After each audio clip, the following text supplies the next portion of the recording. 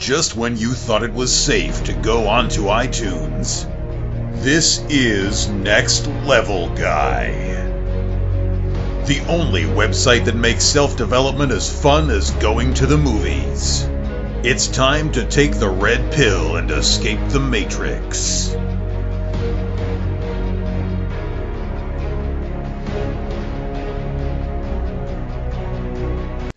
Hello and welcome to another episode of the Next Level Guy Show podcast with your host Ian Dawson-Mackay.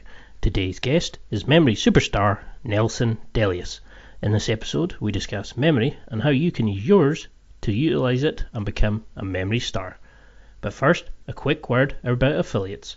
Next Level Guy has some amazing deals with some awesome companies. To see the exclusive listener deals, discount codes and special offers, simply go to www.nextlevelguy.com/affiliates. That's www.nextlevelguy.com/affiliates. I'd highly recommend you pick up a copy of Tools of Titan from Tim Ferriss. It's an encyclopedia of top tips from entrepreneurs and world leaders. The Everyday Carry Essentials, that's available from Hackberry, or Alpha Brain, which is available from those great guys at onit.com. If you want to build muscle and learn to be great in the gym, you should also check out The Lifting Lyceum by Greg Nichols and Omer Yusuf. And finally, if you want to see Hollywood as a sexist, you should check out the special deal we have on Mr. Skin. All these links and more are available on www.nextlevelguy.com/affiliates. And now, to the interview with Nelson. I hope you enjoy. So if I asked you at a party, who you were and what you did, what would you say? I'm very quiet about those things, but if I was going all out to say who I was, I'd probably say I'm Nelson Dellis. I'm a 4-time USA memory champion. I teach people how to memorize things, and I also climb mountains to raise awareness for Alzheimer's. I would have to ask a lot more if you said that to me at a party. So can you tell me, where did you grow up? Have you got siblings? How did you get into this whole kind of memory gig and climbing? Yeah, sure. So I grew up. My father was a businessman, so we were traveling a lot, moving a lot growing up. I was born in England, actually in London, and then we moved to Miami, and then we moved back to Europe a few times, back and forth. So my background is I was born in England, but my father's French, so his family's French, and my mother's Belgian. I have a brother and a sister, and what happened was in my only grandmother, my father's mother, who I was very close to growing up. She lived in the countryside in France, and we'd visit her from time to time. She developed Alzheimer's in her later years. And that was when we were living in the States, so I didn't get to see her that often. And when I did, it was maybe once or twice a year. But I think that time kind of showed me how devastating the disease was, because every time I'd see her, it had progressed further, and the differences from the last time were huge, at least super noticeable to me. So she passed away in 2009, and that kind of catapulted me into the memory world. I was just fascinated by how a person was able to lose their memory like that, and that it could ultimately have taken my grandmother's life, which of course upset me. It was the first person close to me that I ever lost, and I think all that together kind of pushed me to start training, and I aimed towards winning this memory championship, and that kind of kept me in line with my training every day. First of all, I'm sorry to hear for your granny. We've got a very similar past where I lost people through dementia, and it promoted me to start the podcast. But the level of the stuff that you're doing as a memory champion is absolutely phenomenal, and it's so. What do you need to do to become a memory champion? What kind of things are what kind of challenges do you undertake? Yeah, so, right now there's a few different kinds of formats for competitions. Obviously, I won the U.S. Memory Championship. That's the national competition in this country. But there are national championships in other countries. I don't know if there's a Scottish one, but there's a UK Memory Championship every year. There's a French one. There's a German one. Chinese one, Indian, all over the world. And then there's this final World Memory Championships as well. There's also a memory competition I started a few years ago, which we can talk about later. But let's talk about the competition I won. Basically, it's a day long. Anybody can compete, and the morning from about 8 to noon is a few different events. It's memorizing a deck of cards as fast as possible, memorizing as many digits as possible in 5 minutes, memorizing a random poem in 20 minutes, in 15 minutes, I'm sorry, and then finally names and faces. How many names can you memorize in 15 minutes?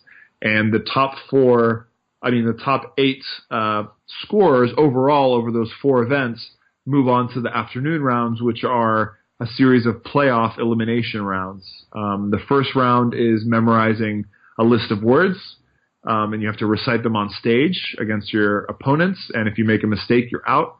And then that whittles it down to about 5 or 4 competitors, and then it's an event called the Tea Party, where you have to memorize. People come on stage, random audience members, and they say their name, where they're from, their phone number, their hobbies, the car make they have, what their favorite foods are, all these different facts like you would be at a party. And then we have to recall it all in order on stage. And again, you get eliminated if you make mistakes. And then the final stage is memorizing 2 decks of cards with a time limit of 5 minutes, and then you go on stage and recite it all. And if you mess up, you're out. If you are the last guy standing, you are the champion. That is crazy. I mean, major congratulations for that. I mean, I would struggle to remember the first section of that, just remembering the order that you were to go through that thing for each person is mental. So, I mean, have you always been good with memories? What's the sort of earliest memories that you can remember as a kid? Yeah, I mean, no, I don't think my memory was any better than anyone else. And I don't think it is still. Obviously, I can do feats of memory that most people claim that they wouldn't be able to do, but that's because I'm using techniques and I've practiced. But if you're talking about raw, natural memory, I don't think mine is any better than anyone else. And, when I first heard about memory competitions and memory techniques, I looked at them and the people doing them, and I was like, I could never do that. That is way beyond my skill level. I don't have a good memory. It's kind of whatever, average. But I was convinced that it just took a bit of practice. And from after my grandmother passed away, that's really when I started training. So before that, there really wasn't any signs that I had a good memory. What I would say is that maybe I had a good work ethic, something where if I was interested in it enough that I could train every day and not give up or get bored of it. I stuck to it, very disciplined, and that, I think, growing up is something that was special about me, is I always worked hard at what I was interested in, what I wanted. Yeah. And in terms of my first memory, I can't even tell you.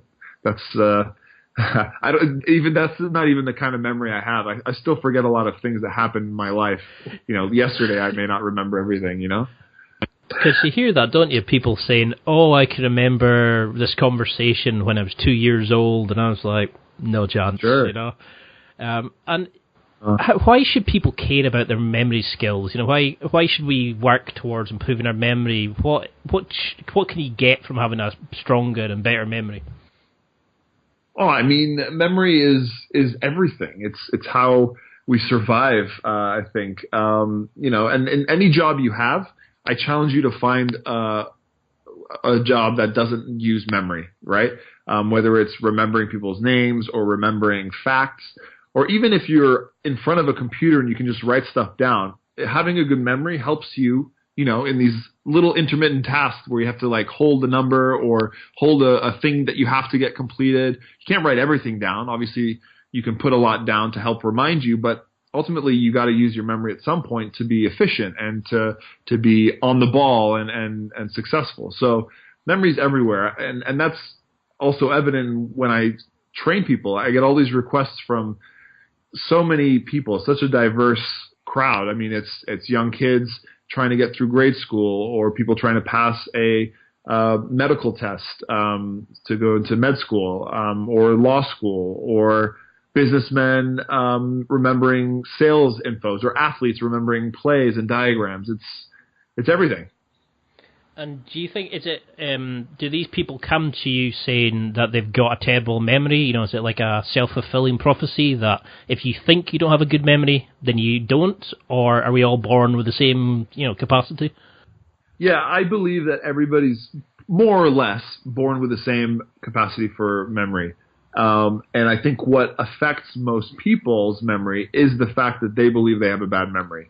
There's nothing worse when you're memorizing than saying that you'll never be able to remember this, because it is that self-fulfilling prophecy. I mean, you are, in terms of memory especially, if you believe it, then that's what it's going to be. I tell people a lot when some of my fastest card memorization times, for example, for a deck of cards, happen honestly when I'm trying so little, and when I just believe in myself. I know that I got it. I can do it. I'm confident. I just breeze right through it, and I got it. It's the times when I question my memory. I'm like, I haven't practiced in a few days. I'm a bit rusty. I didn't sleep, but my memory's probably not that good. That's when I mess up, when I second guess myself. So the first step to anyone improving their memory is to believe that they have a good memory. I mean, our brains are wired to remember things. That's why that mechanism exists in our brains and in our heads, so that we can all use it. The problem is we don't often use it anymore. So you got to start using it and start believing in it. And is that, what do you see as the main reason for people who say they've got a poor memory? Do you think it's our dependency on like modern day technology and tablets and phone reminders and things like that? Yeah, I mean, it's so easy these days to not use your memory. It's tempting to not use your memory, because you think, okay, well, if I'm gonna waste time having to commit this to memory, or I could be putting my brain power towards something else. Why do I have to waste my time? And there is an argument for that. If you want to, if you're on a rush and I'm not going to expect you to sit there and memorize your grocery list. You can just jot it into your phone. But there is for the sake of argument. I mean, you go to the gym. You waste an hour going to the gym, right? Why? To stay fit, right? Mm-hmm. We recognize that importance, but it doesn't seem like people recognize the importance of staying mentally fit. And that's really my messaging is to try to get people to be aware that they have this memory inside their head and that it can be strengthened if you just give it a little love and a little bit of practice every day. And have you found anything technology-wise that people can use to improve their memory and their mind? Like, are these brain training games worth the time? So, yeah, that's a good question. Many years ago, I was very interested in Lumosity, for example, but I've yet to, and I've used it over the years here and there to try it, but I don't think that works very well, especially for memory. Their memory games are kind of abysmal, but and because of this, I've experimented with trying to develop my own apps and brain training games. So we have a startup that I'm one of the co-founders for is this company called Art of Memory, and the website's artofmemory.com. And you can learn. There's a great forum there where everybody posts questions and tips for memory, how to remember this and that. There's some systems you can learn. You can develop your techniques, and there's even a training game that we developed called Memory League, where people can memorize cards, numbers, names, words, all these different things against other people online. It's really kind of addicting. No, it sounds brilliant. I'll definitely be promoting that and trying it myself. It's one of those things I struggle with. And, how do you think memory is just going to reduce in effectiveness as we age, or should we just accept it? Or, are we just giving a BS reasoning to our own laziness to keep building our memory? It's a bit of both. I mean, aging is the process of our body aging and dying, right? Things aren't going to be the same as when you were 20 years old. That's of course, but there can be anomalies. I mean, you see these incredibly fit, people who are aging past their 60s and 70s. And it's because they've had a very fit lifestyle and they've made it a priority. They eat well, all these different factors. But the same can be said with memory. Obviously, there are diseases that can affect your physical health, your mental health. But I believe that if you train your brain every day a little bit, you use your mind, that you can have a powerful mind and brain at an older age, at a later age, a stage in your life. So do you see a standard type of person that's naturally good with memories, or, why do you think it works so well for, say, that particular group of, is it the things they do as a job or their upbringing, culture, etc.? Yeah, I mean, in general, I don't think I've ever seen anyone who's just naturally good at memory. It's in terms of teaching the techniques, I think everybody starts in the same place. And they get to a certain point, all pretty much at similar speeds. And then, of course, if you want to become a champion, that depends on how determined you are, how well you practice, and that may not be the same for everyone. But I think everybody's kind of in the same boat, and that memory techniques affect them all pretty much equally. Granted, you will see people who, you talk about this guy that he's just really good with names, right? And maybe he's really good with numbers or something. I think those kind of people, it's kind of their history of how they were brought up, their surroundings. You might find that someone who's good at numbers was brought up in an environment where they were taught numbers and it was a pleasant experience. There's a lot of people who hate math. Maybe they had a bad teacher and they just don't really have good number sense because they've always been afraid of numbers. So to that person, it might be hard to look at numbers and be interested. So, or a person who is a very extroverted person, loves to meet people, learn about people, they might be better at names because they're interested in that, and they've always been. And again, they've probably built this self-fulfilling prophecy that they're very good at names because that's what they do, that's what they're good at, and so of course they're going to be good. Versus the person who's maybe shyer or less reluctant to introduce himself and ask questions, they may not like to memorize names as much, and as a result may not be as good. No, it makes perfect sense when you when you break it down like that. So what role do things like diet, exercise, do you have a strict diet? Do you use particular supplements, or is it just the mind itself that you work out?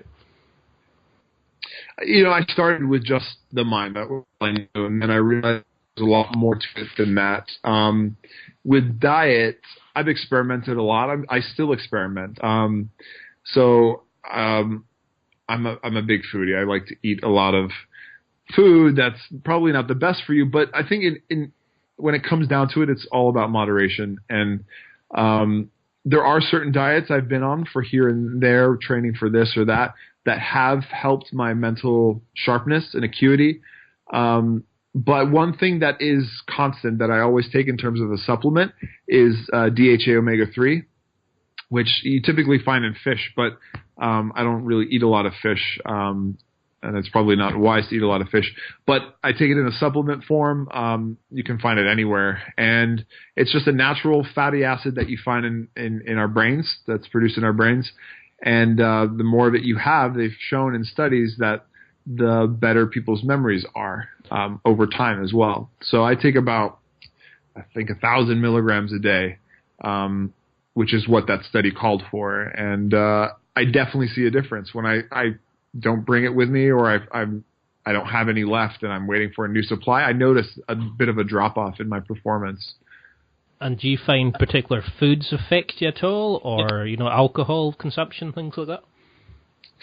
I've experimented with that too. I think when I first started competing, I stopped drinking like 6 months in advance of a competition, just because I was so paranoid to mess up my mind. And at the time I thought that was the thing to do, but nowadays I'm a little less strict about that. And I mean, obviously you're not going to go on a bender the night before a competition. That's going to wreck your head. But having a drink here or there, it doesn't seem to hurt. I don't think it tunes your memory to be way better, but I don't think it really hinders it. I like to eat a lot of foods that are high in antioxidants. That seems to help clear my mind a little bit. These are like rich colored fruits, like berries or leafy greens, things like that. That sounds lovely. I'm just thinking about what to have for dinner just now myself. When you're talking to people about their issues, etc., how do you get them to cut out the modern issues of thinking at 50 things at once, mind going all over the place, and dealing with different priorities? How do you get them to cut the chatter and focus just on improving their memory and building that, the recollection? Yeah, that's one of the hard parts. Is in this day and age, all these distractions, it's hard to focus on one thing, and in memory is that focus. You think about your brain and its receptors that take in information, right? If you process that information, then it's memorized. But if you don't information, then right? So if you're not paying attention, if you have a million other things being pulled into your receptors, but not the thing you actually want to memorize, then there's no way you're going to remember it. So what I try to get people to understand is that, you first of all have to want to use your memory. You have to be in a place where you're aware of your little computer inside your head, and that you can use it, and it's there for you, and that it's actually more powerful than you think. But it starts with focus. You just got to focus. And that's not hard that's not easy for everybody, but I find when you give yourself these memory kind of games to play every day, you learn how to focus yourself and to hone in on that one task you're doing at a time. And that applies then to daily life. So say, for example, I've got like a proper job apart from this where I've got to deal with a lot of PhD students and staff members and stuff like that, and I struggle with remembering their names and stuff. I would love to do this podcast full time, but unfortunately it's not paying the bills just yet. But how can I work on remembering names and remembering who they are, because they all look different, but I struggle because they've all got very unique names and long barreled and stuff like that. Is there any tips you could recommend for something like that?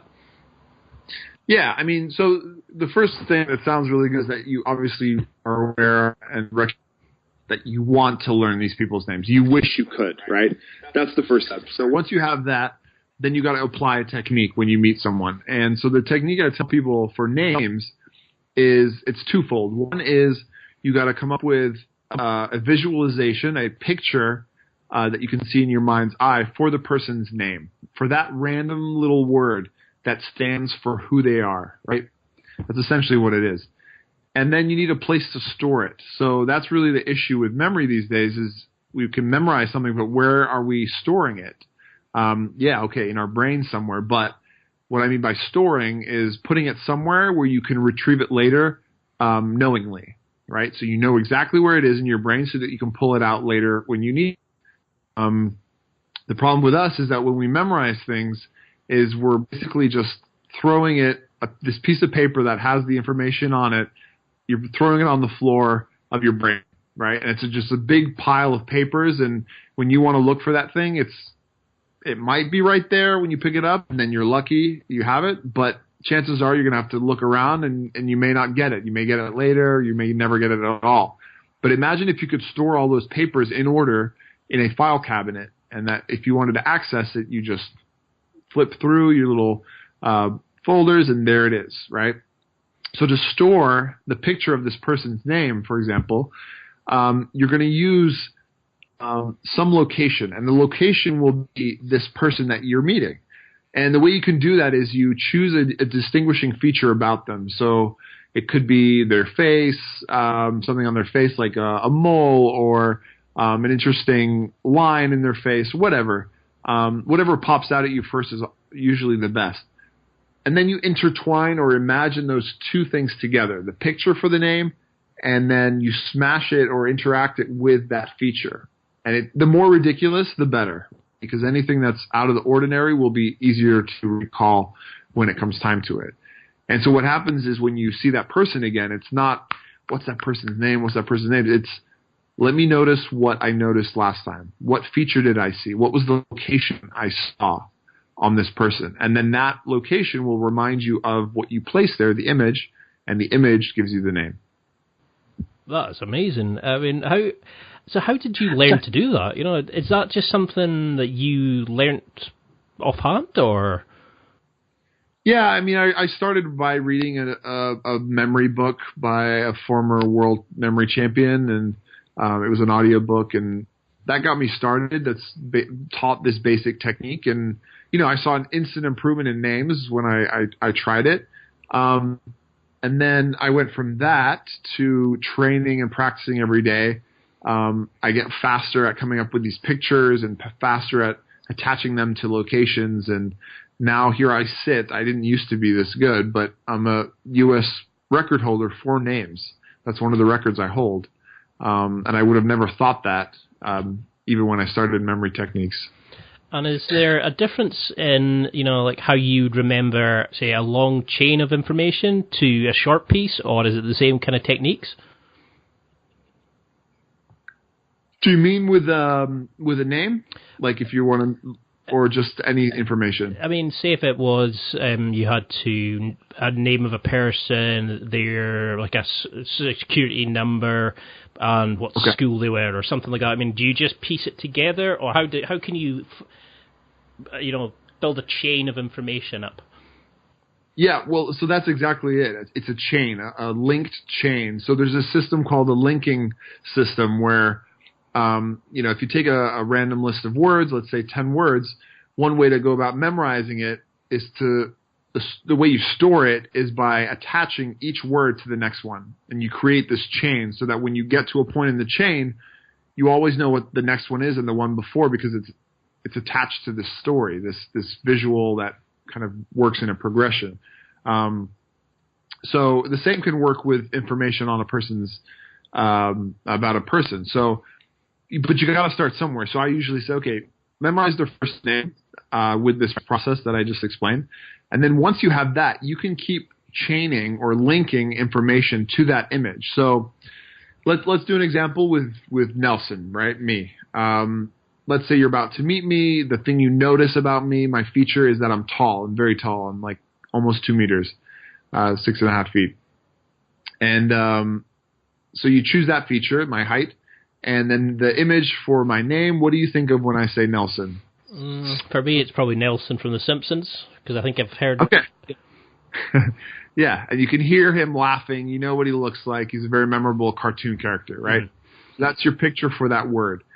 And so you would attach it to my height somehow, right? And that's where you have to be add a bit of creativity, and that's where the practice comes in. You get faster at this. But I might think, okay, you know, maybe Nelson is making fun of me that I'm so tall, and I can hear him doing that, right? It's a very good impression. You can insert that. Thank you, yeah. So that's very simple. Okay, so from that, you can kind of visualize the scene. There I am, I'm really tall, and then the Simpsons character comes up and points at me and laughs that I'm tall. Okay, that's my name, right? But then maybe you want to add the fact that my last name is Dellis, right? Okay, that's another piece of information. It's another name. I'm going to come up with a picture. That's always the first step. So Dellis reminds me of like a Dell laptop, right? So not only is I add it to the story. I say, okay, Nelson from The Simpsons comes up to me and points and laughs at me, and then maybe he picks up a Dell computer and then throws it at me, throws it at my head to make matters worse, right? And you really try to visualize that imagery, and then there you have my first and last name. And so you can continue on adding to this chain story with as much information as you want. So if you want to add my phone number, you can try to come up with pictures for the numbers and then interweave it into that story, and so on and so forth. It's quite remarkable the way you make it sound so easy, and I was just sitting flabbergasted at just thinking, you know, 1 or 2 of them I could do, and then I think after 3 or 4 I would quickly struggle. Do you find it's, if you have a strong emotional connection with that person, or, you know, they've maybe had a negative event with them, is it easier to remember? Or is it just that your brain particularly likes that person that makes it easier to remember them? Yeah, there are going to be some kind of natural cues that make something more memorable than not. The goal is always to try to make everyone as equally memorable so that you don't forget anybody, right? But yeah, of course, if you meet that beautiful woman who gives you this look, I mean, that's the easiest name to remember, right? Or if you're getting in a fist fight with this guy at the bar and you know his name, you're not going to forget that guy. But it's about trying to make, and you can add this to the actual interaction that you have, is try to make it as memorable as possible, and this just comes back to natural interest and focus on someone. Is if you pay attention to someone and you're really interested and you want to know about this person, you're probably going to remember more than if you just casually walked up and, you're already thinking about something else while you meet this person, So what do you think are the easiest and the hardest things to remember? Are there things that are naturally easy to remember and things that you dread when you see them coming up? To be honest, names are pretty hard for me. And what it comes down to why something is hard for me is the unknown, right? If I don't know what's coming at me, and a name can be anything, right? Mm-hmm. Then it makes it more of a improvisation. Whereas numbers and cards, for example, those are easier for me because I have a system for them and it won't deviate, right? If I know I'm going to memorize numbers, then I'm always going to see a digit that's between 0 and 9. There's nothing else, right? So as long as that's that, then I'm good. Same with the cards. There's 52 not going to change. And I know all the cards. I've seen them before. It's just a different order, right? So anything that's more variable, right? So text could be hard. There's so many different ways to say different things and a lot of words. So yeah, anything where you have is something that's fixed. So is there a restriction on what you can remember? Is there things that aren't possible due to like a dynamic nature? So say if I was wanting to remember interview questions, for example, instead of writing them down, is that something that you could do and be able to remember them okay with, the difference in answers from the person? Or is it more kind of inanimate things like names and, like cards and things like that? Is there restrictions on what you could learn? Or is anything possible to memorize? I think anything is possible. In terms of me, there are definitely things that are hard for me. Memorizing music, for example, is tough for me. I can't apply these techniques to memorizing guitar notes, for example. I just have to play it a million times. That's the way I do it. Is there a method for it? I'm sure there is. I just haven't figured it out or haven't bothered.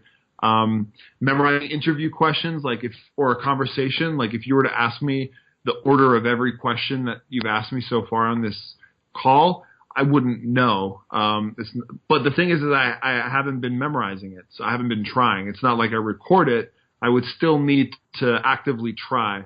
And natural conversations, you may not be thinking that. I was like, I don't want to memorize this whole conversation, so I'm not going to be trying to memorize it. So, there's certain things I can't do, but I think I could always find a strategy to do it if you were going to test me in the future, for sure. I think with the amount of waffle I put in some questions, I would be your hardest challenge yet, Never mind climbing Everest.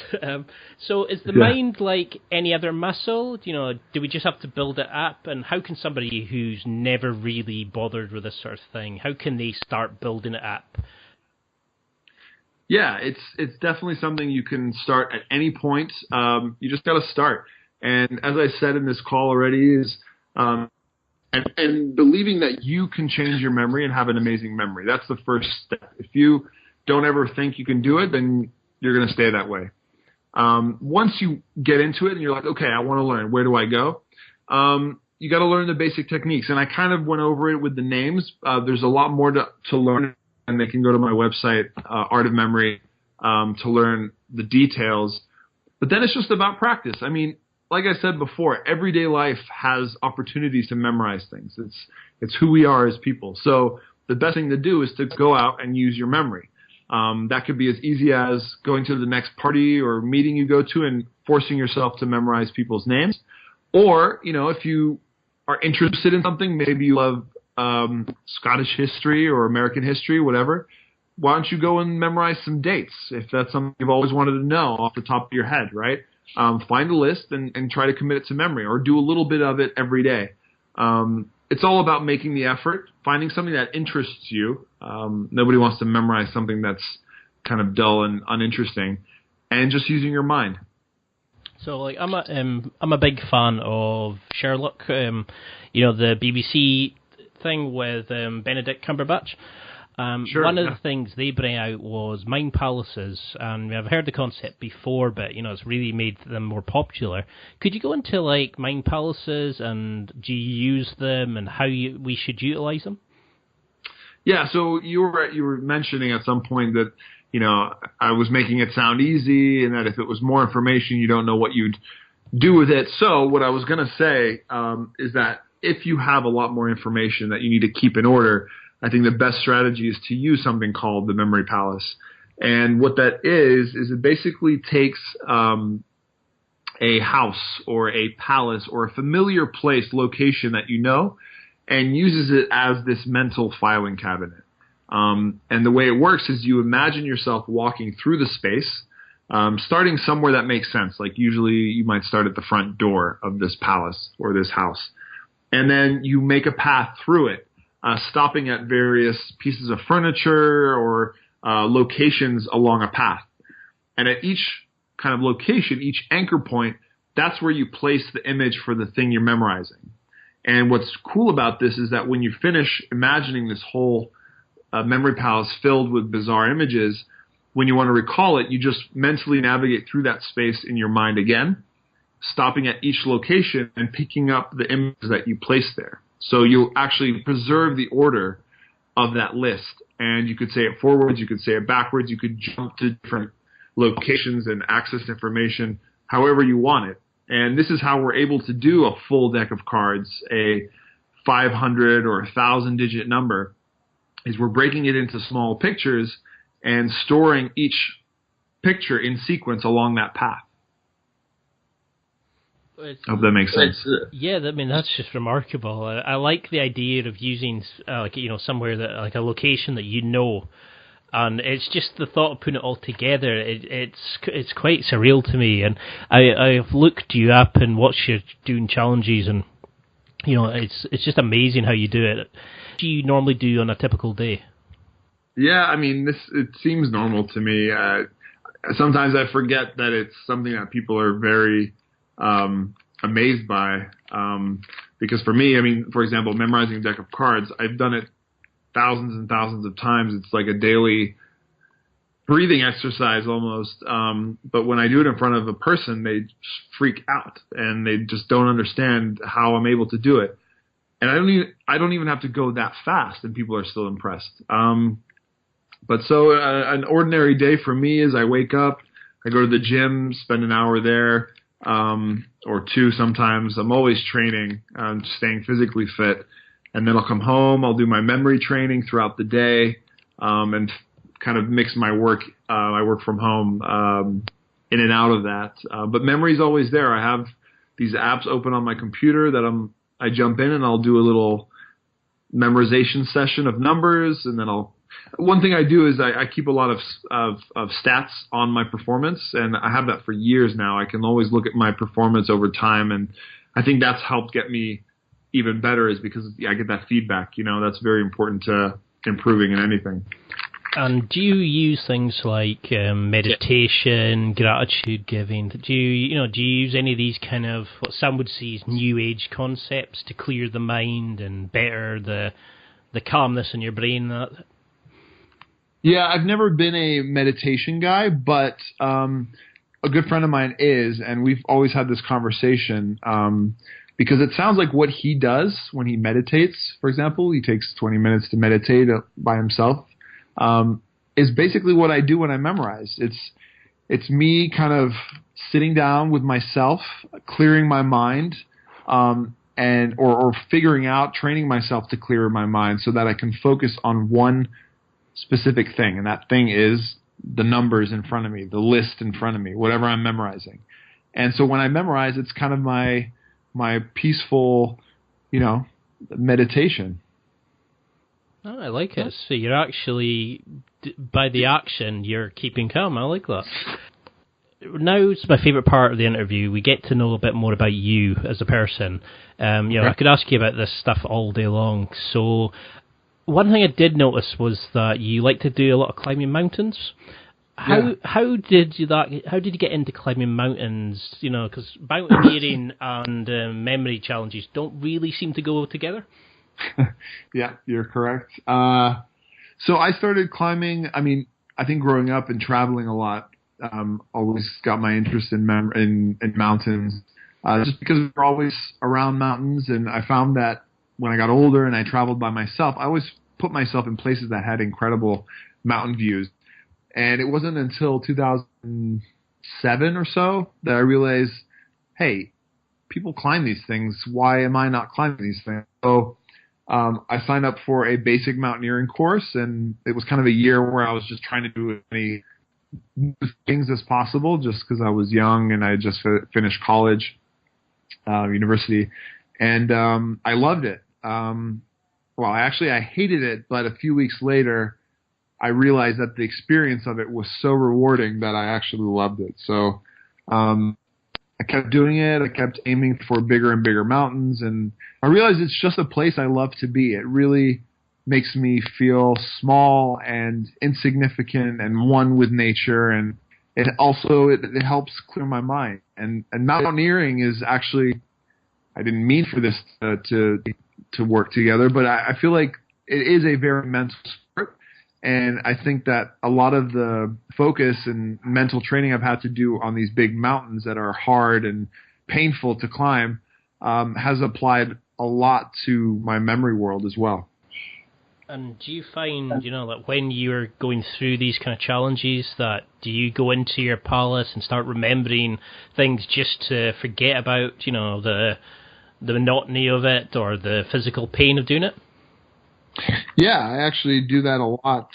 It's very kind of soothing for me to go to these memory palaces, because a lot of them are actually houses I've lived in growing up, schools that I've been to, friends and ex-girlfriends' houses, apartments, whatever. It's all part of my memories.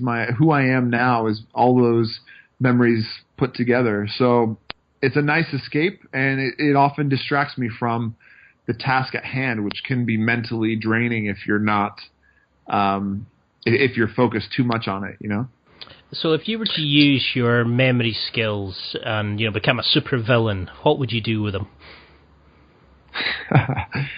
Oh man, that's a good question. I'd memorize, I guess, everybody's financials, their codes, their pass. Yeah, forget that. I memorize passwords and logins, and then just transfer all the money to my bank accounts or something. I like it. So when the money disappears, we know who to come to.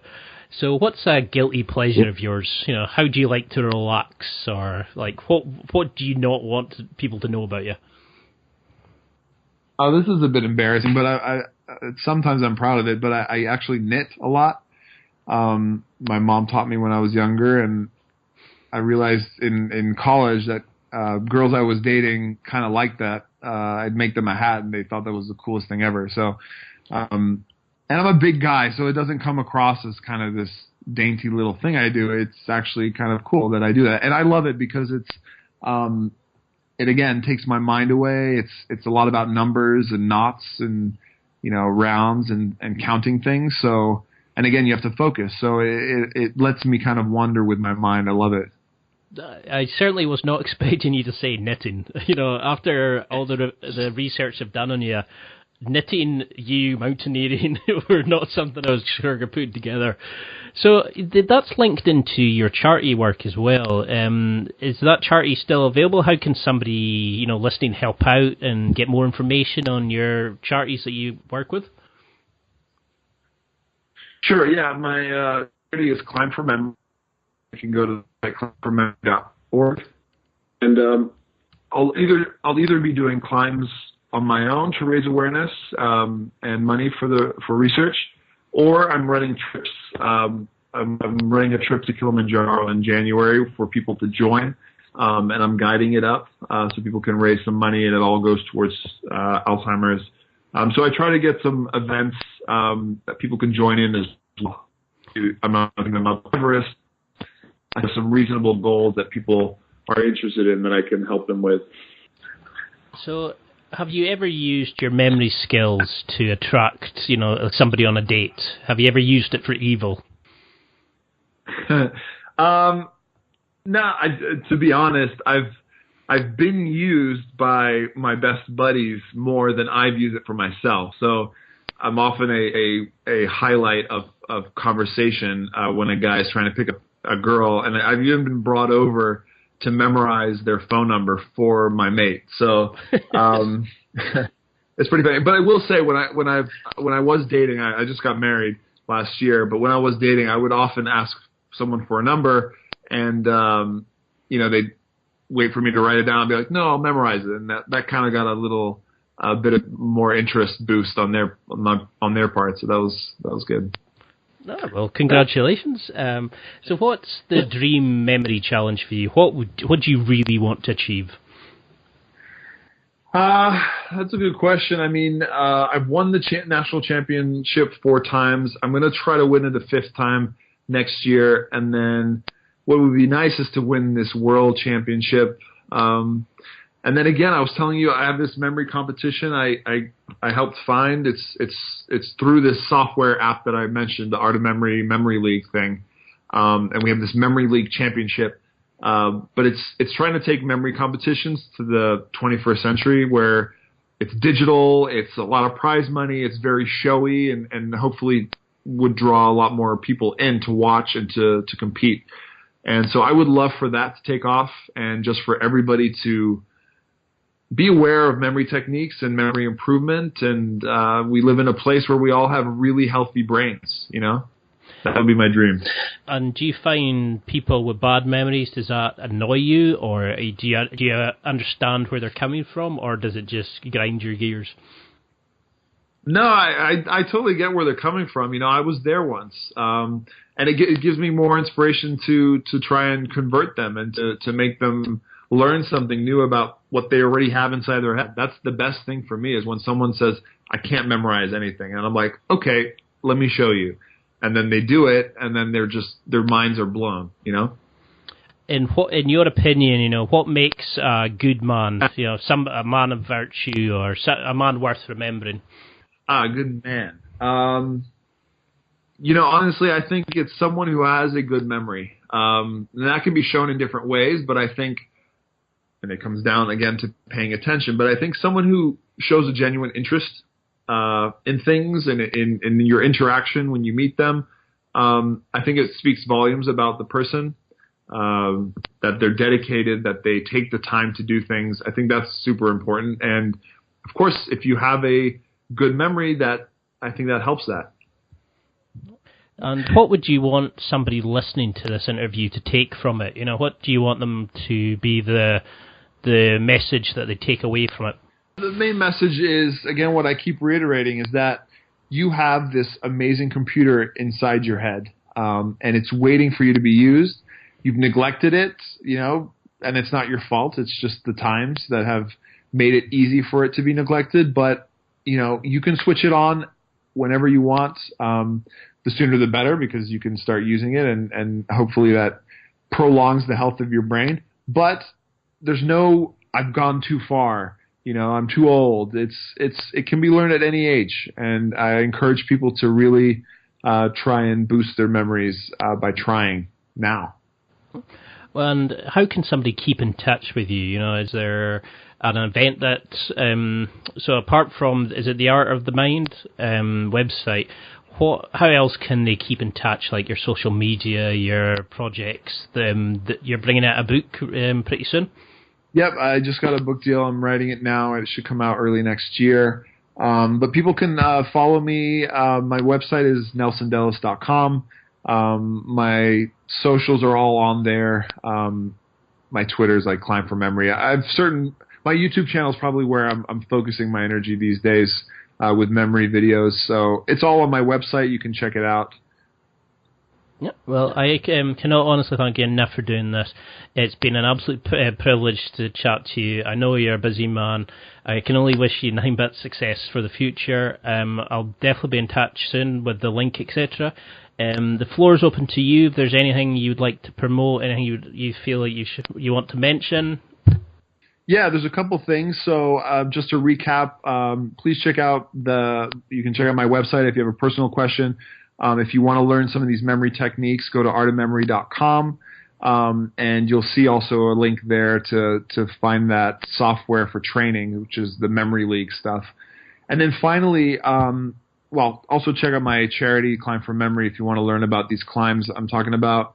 And then finally, another project that I'm working on, I'd for your listeners to go and take the memory test. It takes 5 minutes, but it's to help Alzheimer's research. And we're basically trying to get as many people to take this memory test so we can find outliers, people who have naturally good memories. And from those outliers, we hope to DNA sequence them and to eventually help fight Alzheimer's or neurodegenerative diseases. So people can go there. It's freechallenge.com. That's the test. That's brilliant.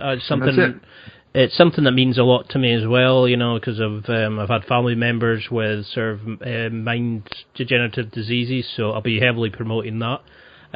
Thank you again for taking the time. I could ask you another 1,000 questions, but I know you're a busy man, so I'll wrap up things here, and I'll be in touch soon. That's it for another week.